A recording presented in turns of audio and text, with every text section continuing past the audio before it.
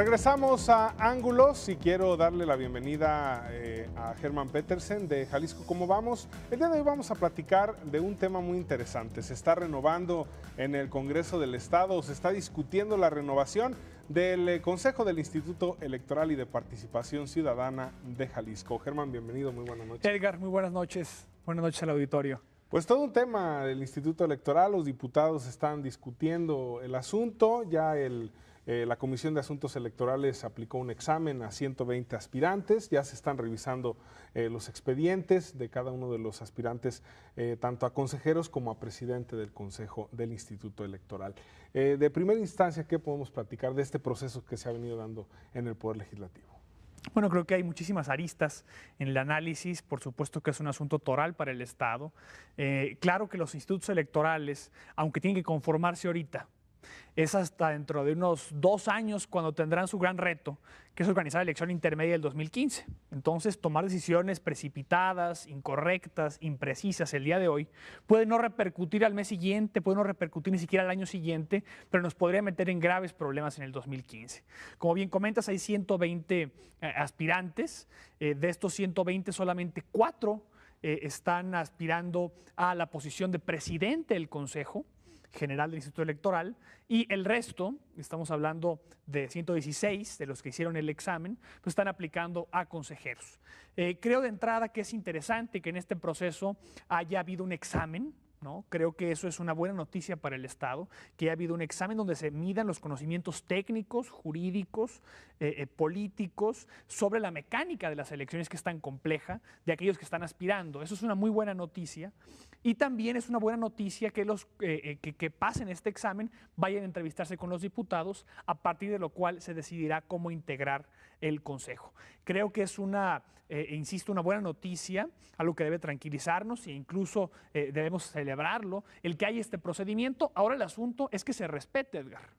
Es decir, no basta con que exista el procedimiento, no basta con que exista el examen, con que haya espacio para entrevistas, sino que además se requiere que se respete el procedimiento y sobre todo que se respete para conseguir los mejores resultados. ¿Que cuáles son? Tener un consejo independiente de los partidos políticos. Ese punto me parece fundamental. Hay quienes están aplicando a consejeros que son militantes de partido político. Eso me parece una burla a los ciudadanos. Me parece terrible que haya militantes de partido político que digan: yo igual puedo representar a mi partido en el instituto, que ser consejero ciudadano en el instituto. ¿No? Exactamente, decir, yo puedo ser juez y parte.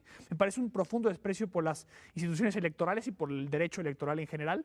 Entonces, decía que fueran gente independiente de partidos políticos, técnicamente capaz y políticamente hábiles. No podemos darnos el lujo de tener improvisados en un órgano así. Tienen que ser ciudadanos, pero no improvisados. Ciudadanos que sepan de política, que sepan hacer política.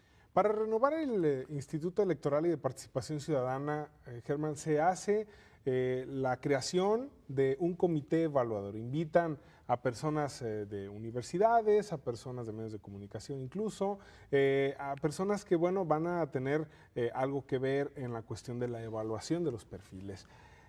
¿Qué tanto peso específico pudiera tener este comité evaluador para los diputados que están acostumbrados a tomar las decisiones por un criterio político meramente? Efectivamente, yo creo que ese es otro de los puntos, ese que comentas del comité evaluador, otro de los puntos que le dan una cierta originalidad a este proceso electoral. El que exista este comité evaluador, que hay que decirlo, fue el que diseñó este mecanismo de elección que pasa por el examen, que pasa por las entrevistas. Ese mecanismo que ya comentaba yo, que a mí me parece muy bien diseñado, fue pensado por ese comité evaluador, que está integrado fundamentalmente por representantes de instituciones relevantes para el Estado de Jalisco. Son distintas instituciones del sector empresarial, del sector de medios de comunicación, de distintos sectores de la sociedad civil también, donde, bueno, básicamente lo que se pretende es que ellos observen el proceso, recomienden lo mejor y también de una u otra forma legitimen lo que ahí se decida. Creo que es muy importante que exista el comité evaluador y yo invitaría a que se respetaran sus decisiones. Si bien es cierto que la decisión final de cómo integrar el Consejo es de los diputados, que se respeten las decisiones o las recomendaciones, mejor dicho, de este comité, sobre todo en cuestiones, insisto, técnicas de evaluación, que aquello que recomendaron sí se lleve a cabo. Un punto importante también ahí, Edgar, es que estos comités, en una democracia ideal, no deberían existir. ¿Por qué? porque no la democracia ideal, y quizá ni siquiera tener que hablar de la de las nubes, de países donde sí funciona la democracia, los propios congresos tienen legitimidad tal para emprender estos procesos y que salgan de ahí resultados de alto nivel. Sin embargo, se supone que están para eso representando a los ciudadanos, ¿no? De alguna manera. Y se les paga para ello. Se les paga para ello. Dado que no lo hacen, y conocemos las tropelías que ha habido en nuestro Congreso estatal, dado que no lo hacen, requieren esta vigilancia. Entonces yo digo, considerando cómo está el Congreso, qué bueno que existe el comité evaluador. Aunque, también hay que decirlo, en circunstancias de funcionalidad democrática auténtica, no tendría por qué existir. Sin duda, el tema del comité evaluador va a ser importante para la decisión, pero que no se nos olvide que la decisión final la tendrán los diputados. Y ahí va a ser muy interesante, Germán, cómo van a ponerse de acuerdo a la hora de integrar el Consejo. Si bien es cierto, pudieran tener en cuenta lo que resuelva el comité evaluador, porque las decisiones que tomen no son vinculantes, es decir, no les obliga a los diputados a actuar en ese sentido. Sí va a ser muy interesante cómo va a ser el juego, puesto que hay panistas, Movimiento Ciudadano, PRD, incluso Partido Verde y el PRI, por supuesto.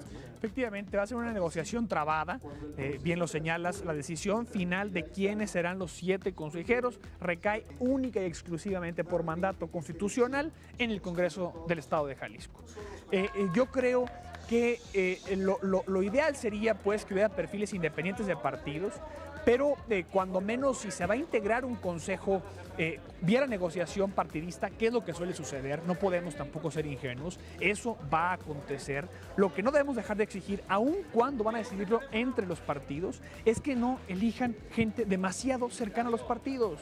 Es decir, que sí negocien integración del consejo, así sucede en este país, pero que integren a perfiles ciudadanos lo más independiente posible de partidos. No podemos exigir menos en Jalisco, no podemos exigir menos que sí se integre por negociación, así funciona en política, pero que tampoco se integre por cuotas de partido estrictamente de gente cercana a ellos e incluso militante. Eso no puede suceder. Tiene que haber una cierta negociación entre partidos, pasa por ahí la decisión, pero tampoco puede llegarse a excesos. Y eso nos lleva a otra cosa muy interesante, el tema de los perfiles. ¿Qué tipo de gente está interesada en ser consejero electoral en Jalisco? Y sobre todo el nivel de conocimientos que tengan.